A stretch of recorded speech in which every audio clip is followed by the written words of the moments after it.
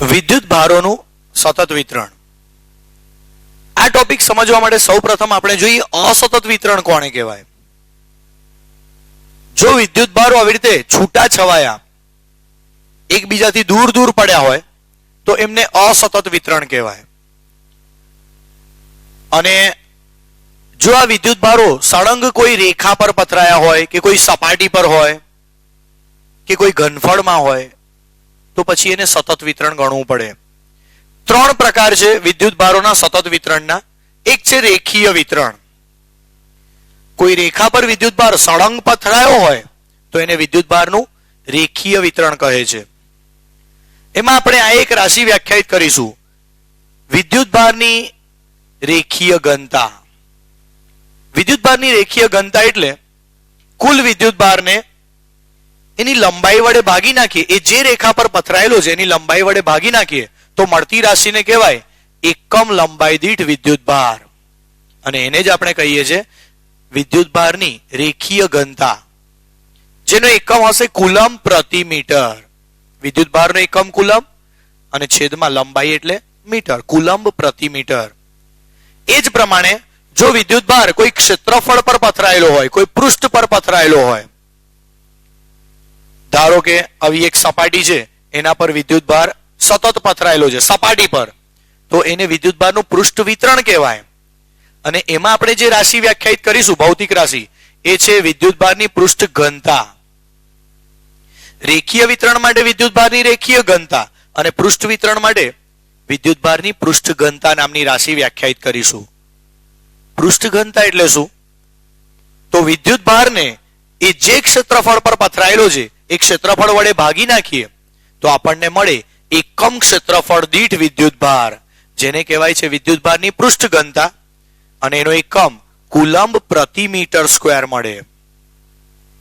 હવે વિદ્યુત ભાર કોઈ ઘનફળમાં કે કદમાં સમાયેલો હોય તો આપણે વિદ્યુત ભારની કદ ઘનતા વ્યાખ્યાયિત કરીશું. વિદ્યુત ભારના કદ વિતરણ માટે જે ભૌતિક રાશિ વ્યાખ્યાયિત કરીશું એનું નામ છે વિદ્યુત ભારની કદ ઘનતા. અને કદ ઘનતા બરાબર વિદ્યુત ભારના છેદમાં એ જે ઘનફળમાં સમાયો છે, એ જે કદમાં સમાયો છે એ કદ.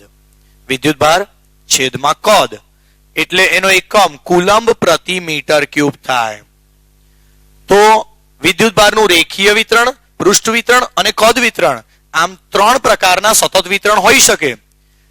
અને આપણે એ વિદ્યુત ભારના સતત વિતરણ વડે કોઈ બિંદુવત વિદ્યુત ભાર પર લાગતા બળનું સમીકરણ મેળવવાનું છે. તો સૌપ્રથમ આપણે વિદ્યુત ભારને રેખા પર પથરાયેલો વિચારીએ. રેખીય વિતરણ, કોઈ લીટી પર પથરાયેલો છે વિદ્યુત ભાર સતત, પણ આ જે વિદ્યુત ભાર રેખા પર પથરાયેલો છે એ વિદ્યુત ભારની રેખીય ઘનતા સરખી ન પણ હોય, સમાન ન પણ હોય, જુદા જુદા બિંદુઓ પાસે જુદી જુદી હોય. દાખલા તરીકે તમે કોઈ લીટી પર રંગોળી પૂરી રહ્યા છો, તમને એક લીટી પર રંગોળી પૂરવા માટે આપી છે. હવે બની શકે કે કોઈને રંગોળી પૂરતા ન આવડતું હોય તો કોઈ જગ્યાએ વધારે રંગ અને કોઈ જગ્યાએ ઓછો રંગ પડે, કોઈ જગ્યાએ વિદ્યુત ભારની ગીચતા વધી જાય.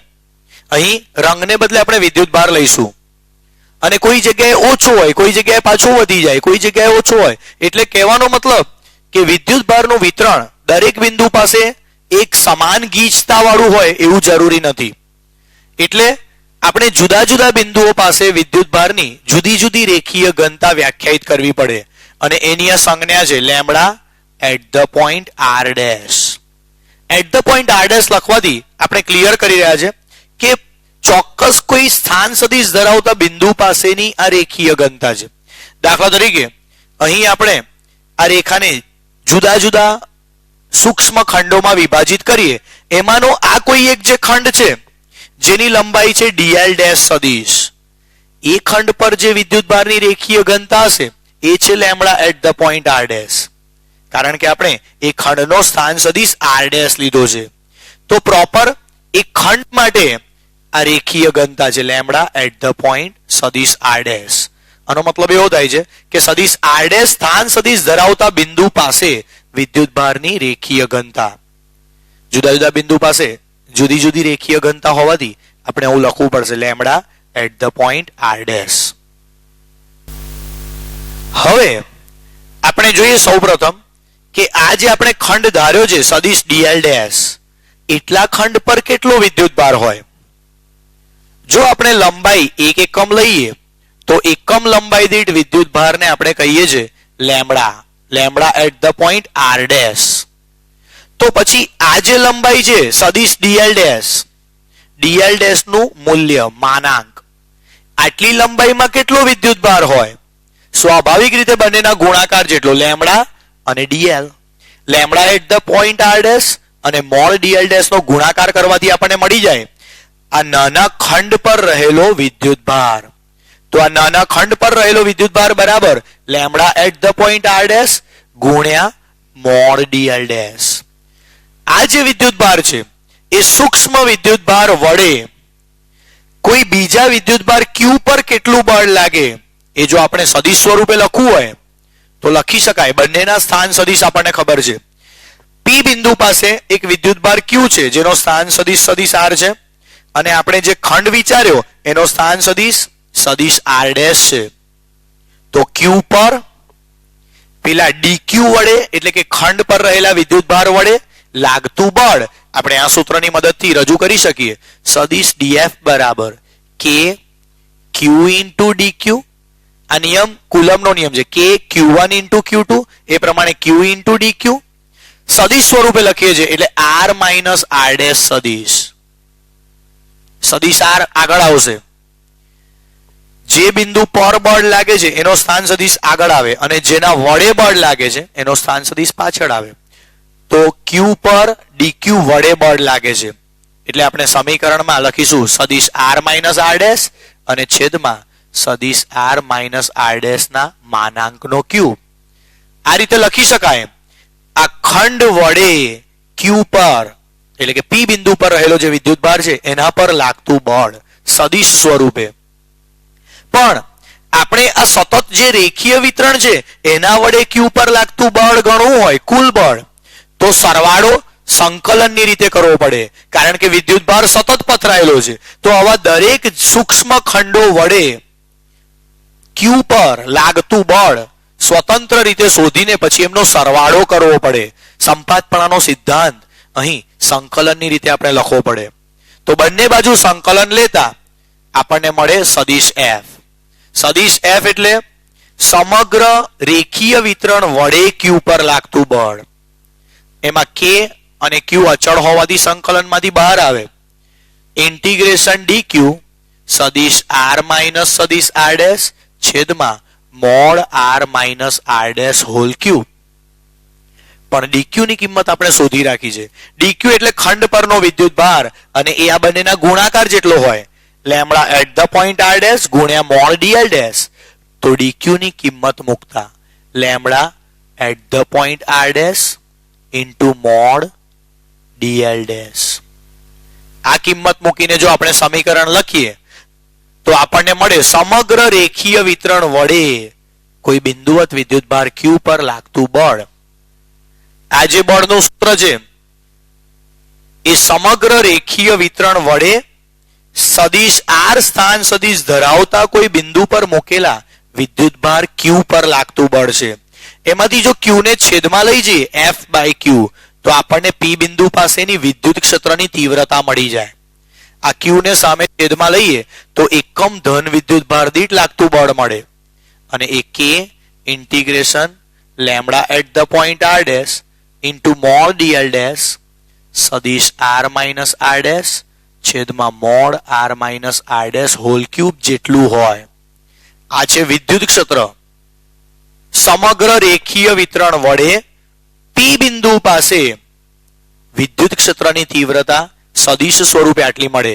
અહીં આપણે જે સંકલન કર્યું છે એ સમગ્ર રેખા પર કર્યું છે. રેખીય વિતરણ છે. આ દરેક ખંડ વડે p બિંદુ પાસે ઉદ્ભવતું વિદ્યુત ક્ષેત્ર આ રીતે સંકલન કરીને શોધી શકાય.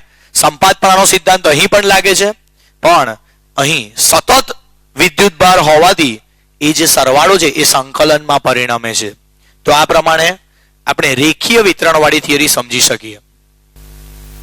હવે એ જ પ્રમાણે પૃષ્ઠ વિતરણની વાત કરીએ તો ધારી લો કે સમગ્ર પૃષ્ઠને સૂક્ષ્મ ખંડોમાં વિભાજિત કરેલું છે અને દરેક પૃષ્ઠખંડ ડીએ ડેશ છે, એમાંનો એક આપણે આકૃતિમાં દર્શાવેલો છે સદિશ ડીએ ડેશ, એ પૃષ્ઠખંડનું ક્ષેત્રફળ છે. આપણે જાણીએ છીએ કે ક્ષેત્રફળ જો 1 એકમ હોય તો એના પર રહેલા વિદ્યુત ભારને સિગ્મા કહેવાય. આપણે લખીશું sigma at the point R dash, કારણ કે જુદા જુદા બિંદુ પાસે સિગ્મા જુદો જુદો હોઈ શકે. તો એકમ ક્ષેત્રફળ દીઠ સિગ્મા વિદ્યુત ભાર હોય તો ડીએ ડેશ જે ક્ષેત્રફળ છે એના પર કેટલો વિદ્યુત ભાર હોય? જવાબ આપણને મળે બંનેના ગુણાકાર જેટલો, sigma at the point R dash into mod DA dash. તો આટલો વિદ્યુત ભાર આ ખંડ પર છે, પૃષ્ઠખંડ પર છે. હવે એના વડે ક્યુ પર કેટલું બળ લાગે? જે પ્રમાણે આપણે રેખીય વિતરણમાં ગણ્યું એ જ પ્રમાણે આપણે પૃષ્ઠ વિતરણમાં બળ ગણી શકીએ. ડીએફ બરાબર કે ક્યુ ડી ક્યુ સદિશ આર માઇનસ આર ડેશ છેદમાં mod R minus R dash whole cube. એ જ સૂત્ર લખ્યું છે જે રેખીય વિતરણમાં પણ લખ્યું હતું. એમાં વિદ્યુતભાર રેખા પર પથરાયેલો હતો, આમાં પૃષ્ઠ પર છે. એટલે બસ ડીક્યુ ની કિંમત આપણે બદલવી પડશે. આપણે પહેલા રેખીય વિતરણમાં ડીક્યુ ની કિંમત મૂકતા હતા lambda at the point R dash into mod D L dash. હવે આપણે લેમ્બડા ને બદલે સિગ્મા લખવો પડશે અને લંબાઈને બદલે ક્ષેત્રફળ લેવાનું છે, એટલે ડીએલ ડેશ ને બદલે ડીએ ડેશ લખવો પડશે.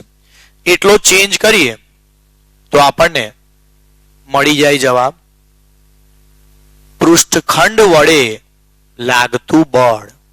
પૃષ્ઠખંડ વડે આ ક્યુ વિદ્યુત ભાર પર લાગતું બળ કે જેનો સ્થાન સદિશ સદિશ આર છે એવા પી બિંદુ પર રહેલા આ વિદ્યુત ભાર પર લાગતું બળ આપણને મળે અને એનું આ સૂત્ર છે. હવે આનું સંકલન કરવાથી આપણને મળી જાય સમગ્ર પૃષ્ઠ વડે ક્યુ બિંદુ પર લાગતું બળ. કારણ કે આપણે સંકલન કરીએ છીએ ત્યારે આપણે એવું વિચારી રહ્યા છે કે આ દરેક પૃષ્ઠખંડ વડે ક્યુ પર કેટલું બળ લાગશે, તો સમગ્ર પૃષ્ઠ વડે ક્યુ પર લાગતું બળ આવી રીતે સંકલનથી મેળવી શકાય.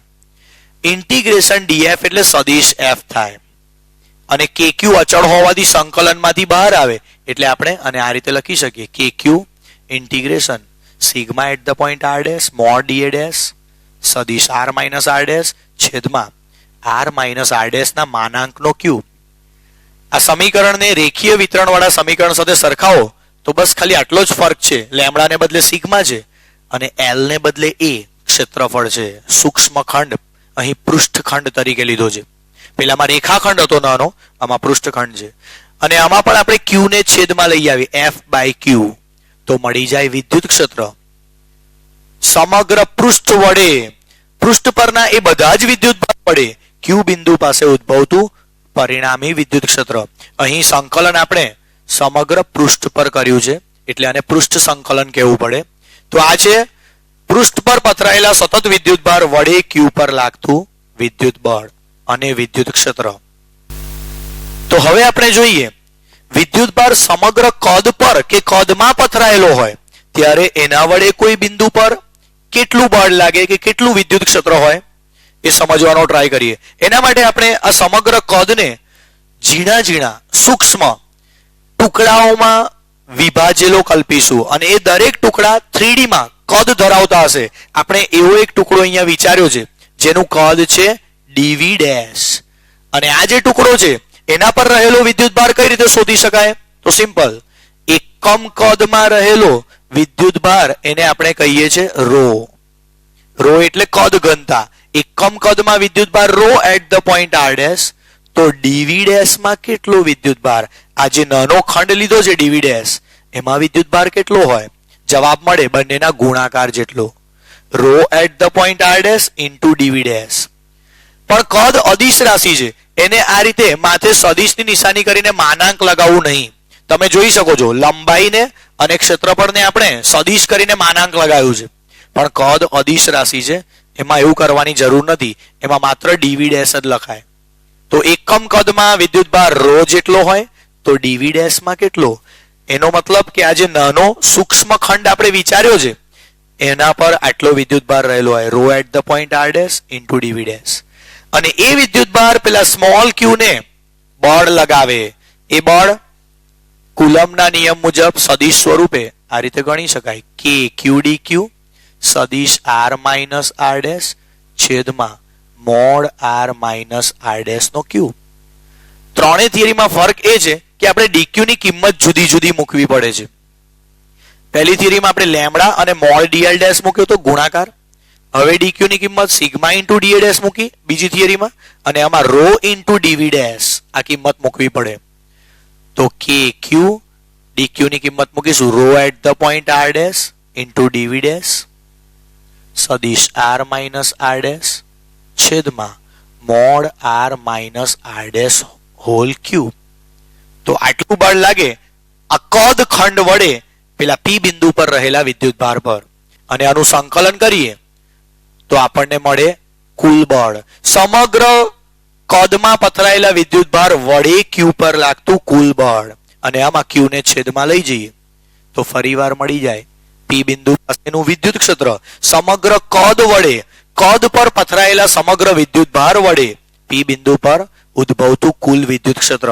તો આ રીતે વિદ્યુત ભારના સતત વિતરણના ત્રણેય મુદ્દા આપણે એક સાથે સમજી શકીએ.